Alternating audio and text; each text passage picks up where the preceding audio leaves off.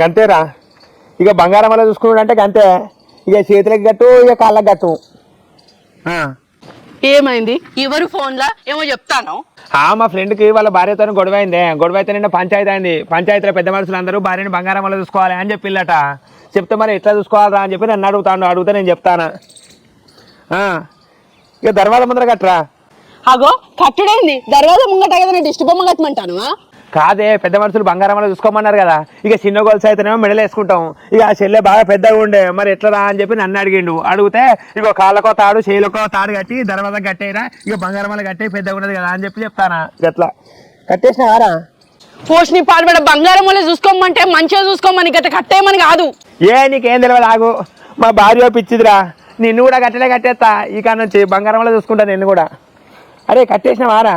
Phone పిచ్చి power phone ఇదే. ఓ అన్నయ్య, మా ఆయన చెప్పింది నాకు. అట్లా చేసినాం అనుకో పోలీస్ కేసు అయితే నీ మీద పొల్లు కొడతాను నిన్ను. బంగారం వల్ల చూసుకోమంటే మంచిగా చూసుకోమని, మన మనసు బాధ పెట్టకుండా చూసుకోకంతే. పెద్ద మనుషులు ఒకటి చెప్తే ఇది ఒకటి చెప్తుంది. పెద్ద మనుషులు బంగారం వల్ల చూసుకోవాలని చెప్పే మనసు బాధ పెట్టక గిరిసి బాధ పెట్టక అని చెప్పిలే ఏమన్నా. ఇదేం మనిషి ఎట్ట మనిషి. ఇక నువ్వే చెప్పు. మా ఆయన చెప్పినట్టు ఈయనకు అన్నయ్య, ఆయన తెలిసి తెలియక ఏదో ఒకటి చెప్తాడు. ఉత్తగా కన్నులు తినడు అవుతుంది.